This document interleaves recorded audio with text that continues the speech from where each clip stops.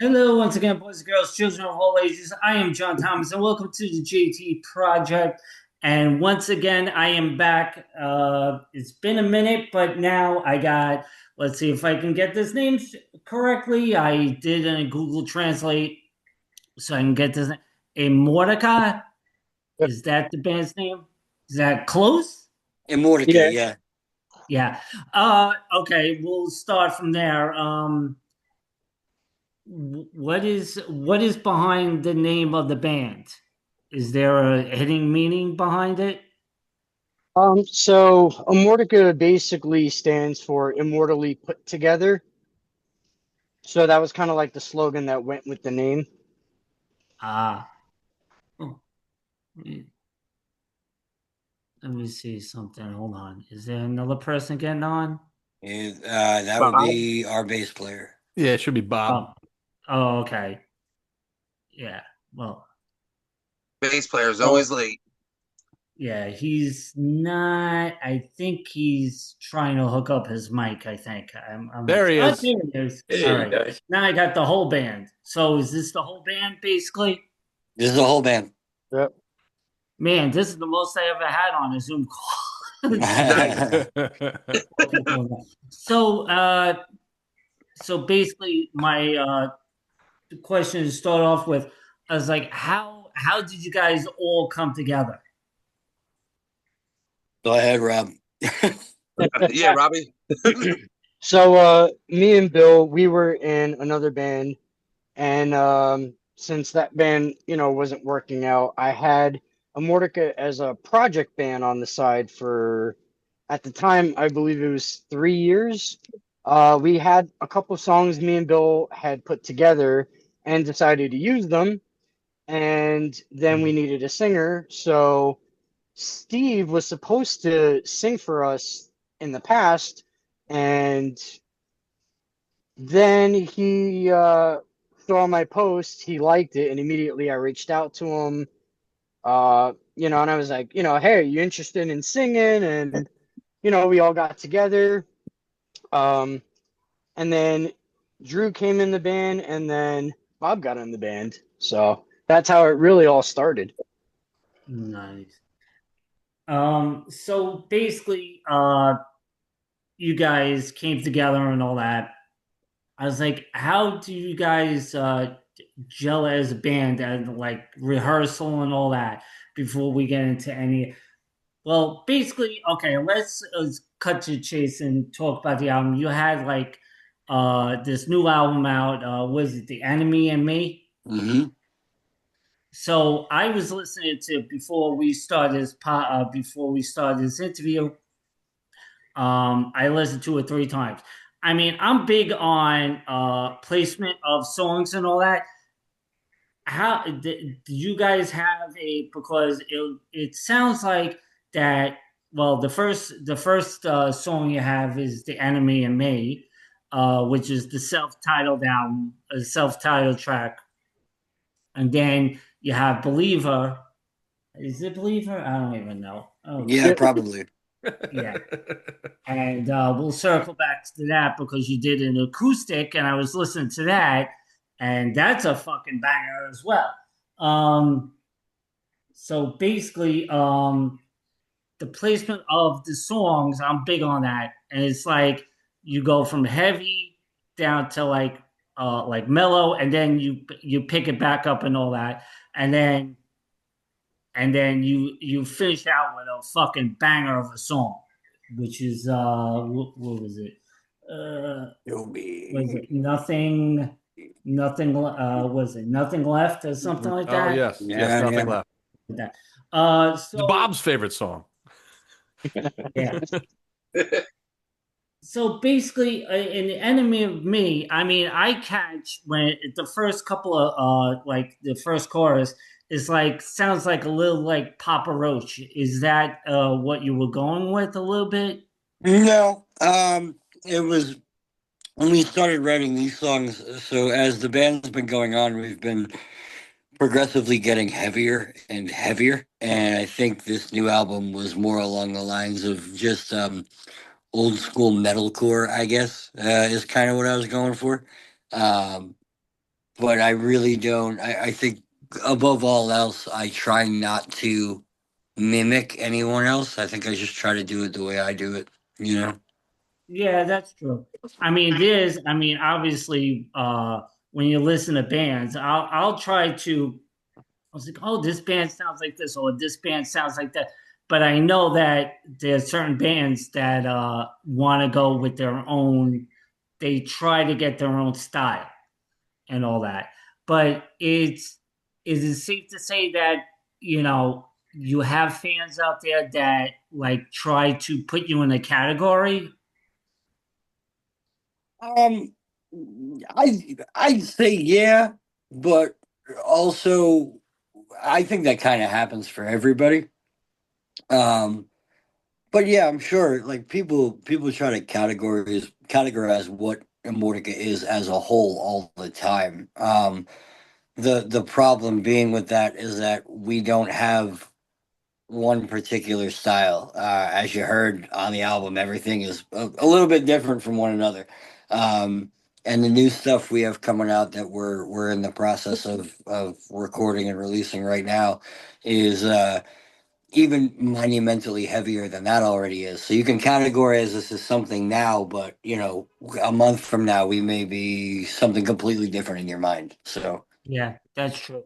Um, so basically with this album, how was it recording this album that you had put together? I mean, how long did it take you guys to record this whole entire album or EP? I think I sang it in 2 days. Yeah, just Wow. about. It wasn't really that long for this one. Yeah, no, this one didn't take long at all. I think we did drums.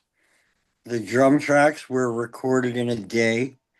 Hmm. Um, the guitars were done in a day. The bass was done in a day, and my vocals, I took 2 days for the layering and the backups and the editing and the mixing and things like that. So yeah, 2 days to record my vocals. So what is that? Six days in total? I think it took us to record this thing. Yeah. Wow. Unbelievable. It's amazing. I mean, I've interviewed bands and all that, and there's some people that would take like a month to record an EP or an album, and sometimes it takes like 3 years for them Yeah. Mm. to do an album because they'll do a whole entire album and it just doesn't sit right with the band and all that. Then they scratch the album and they start from scratch and whatever and all this stuff. So I don't know. I don't have the patience to do that or anything like that. So so I just want to go through some of the some of the titles of the songs on this album, which is did I ever say it was a banger? I mean, seriously. I mean, We appreciate it. I tried to listen to the whole entire catalog. I'm like, okay, let me listen to the latest album.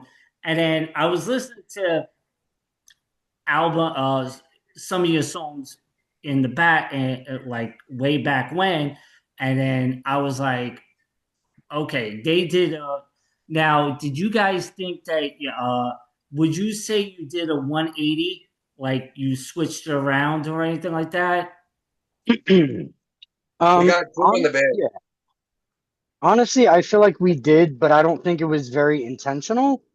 Hmm. Like I said, our sound, we had songs that, we would just play in the studio. Next thing you know, it's, wait, what did you just play? Wait, try it again. And then it just became a song.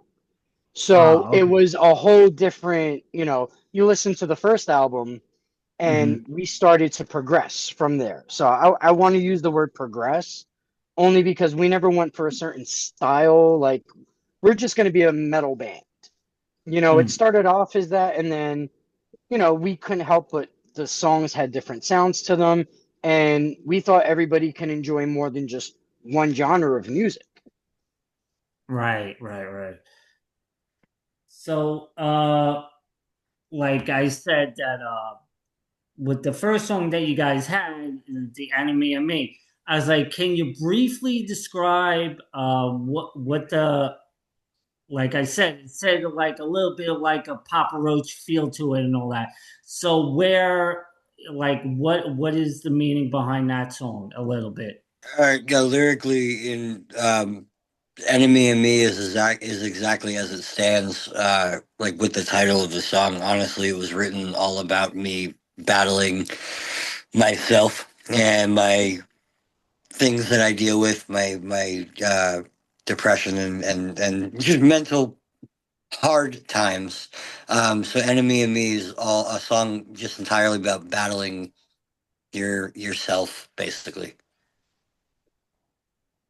That's good. Well, I mean, not to make it about me, like 2 years ago, I decided to rear end somebody with a DWI and got arrested. Got the silver hand, You got the decided to silver do that? bracelets, and I've been, what is it? As of today, I'm 34 months sober. There you go. Good for you. So Congratulations.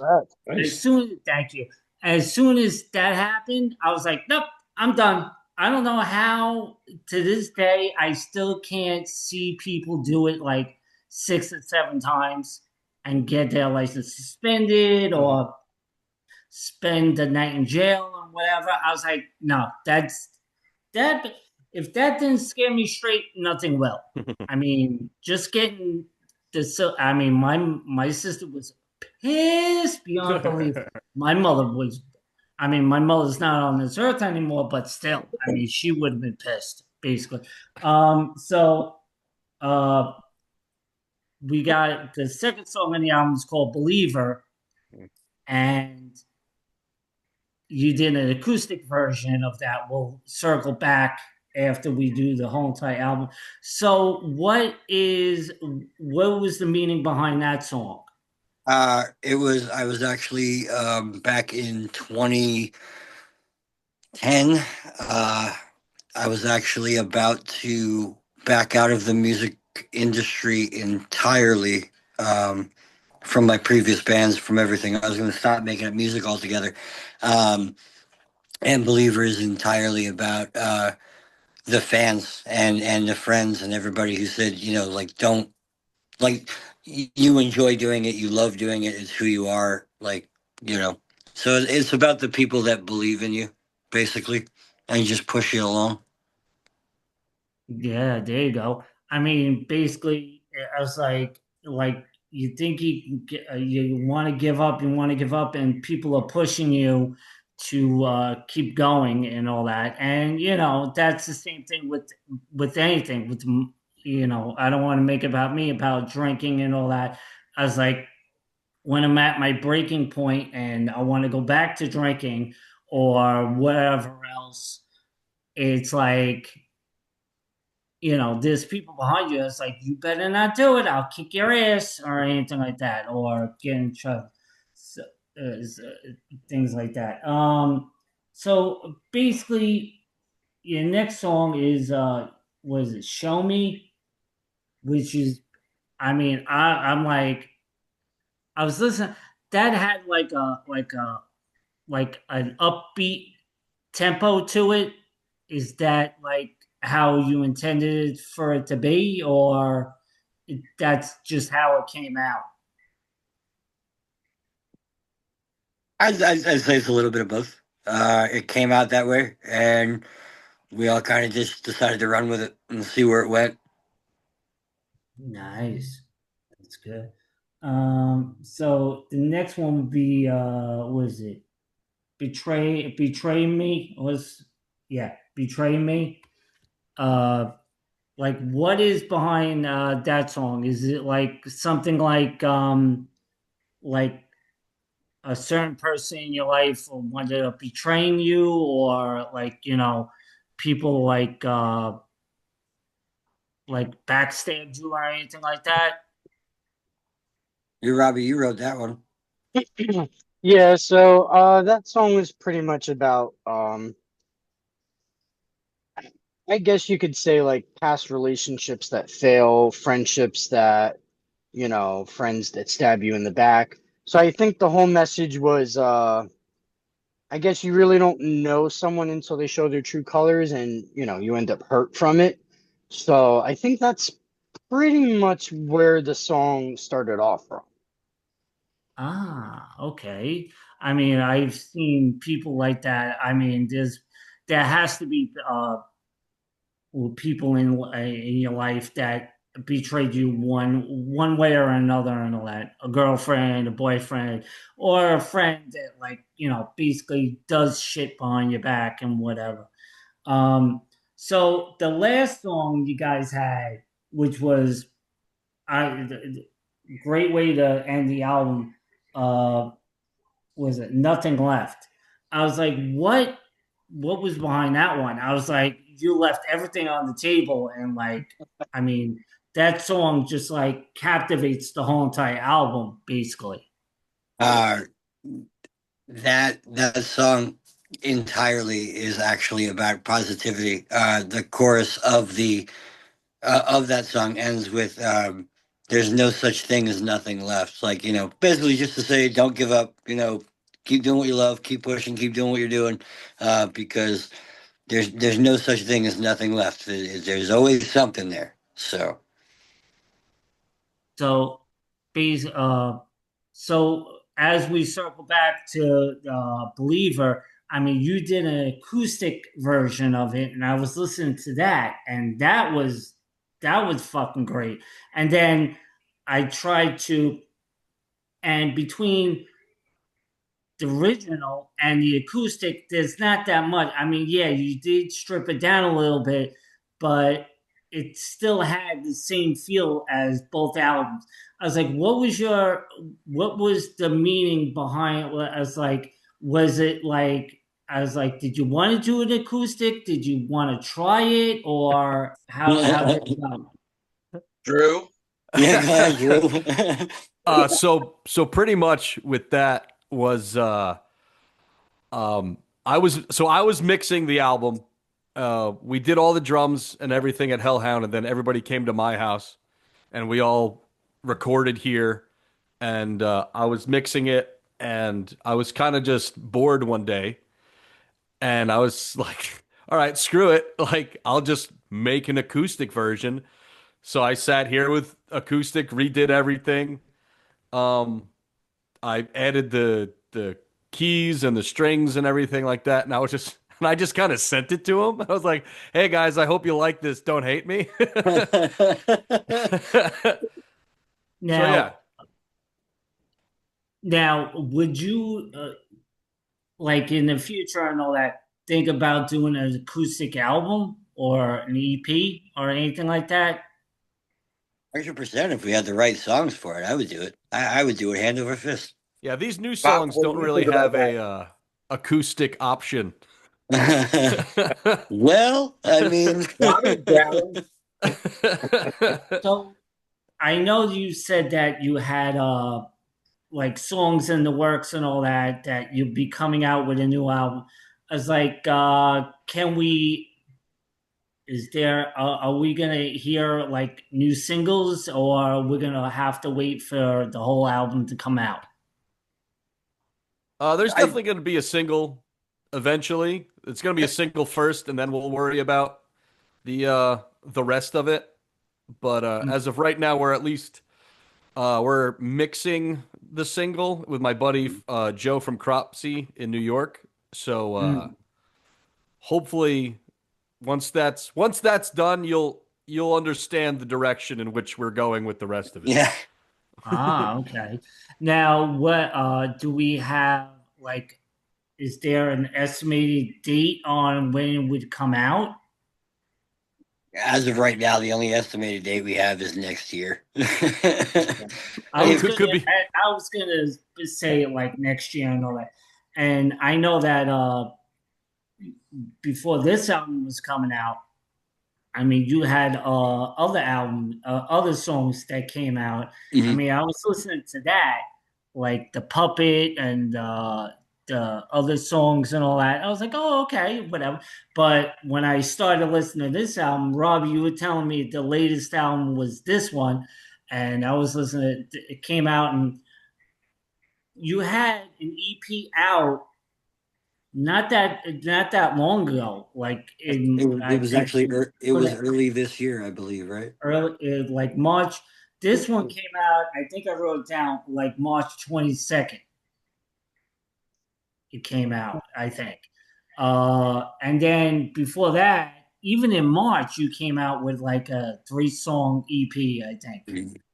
Yeah, or three or something like four, that. yeah. So basically, what do you have in the future? Like, why don't you tell the people on like, do you have shows coming up or anything like that? Um, oh no. Um, yeah, we actually have a show this Saturday in Staten Island, New York. We're playing with Slaughter Son, Lunacy, and Bastard Skull, I think. Right? Bastard Skull, yeah.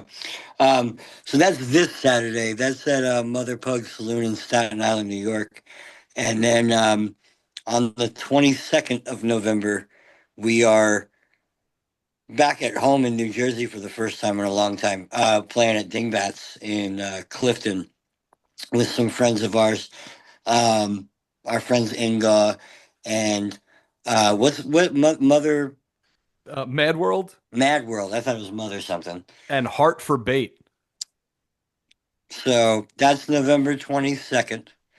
And then on January 24th, to help celebrate my birthday, um, we're playing at Lucky 13's in Brooklyn with our friends in Earthbound AD and Ingal once again, and our new friends in Ryder.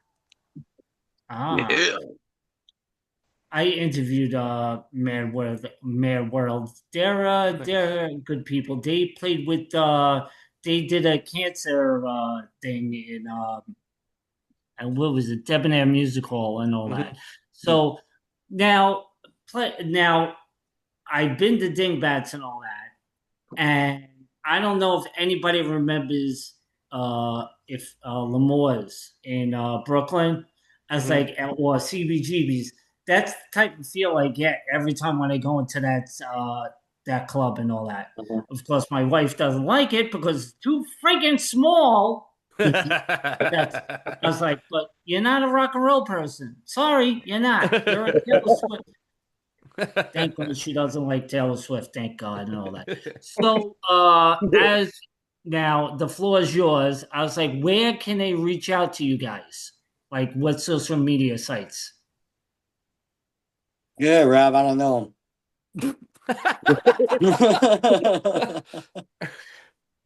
So you can find us pretty much anywhere. Just type in Immortika. We're on Spotify, Apple Music. We're also on YouTube as well. Facebook, Instagram. We're on TikTok. So there's links all over the place. You can find us. We're not hard to find.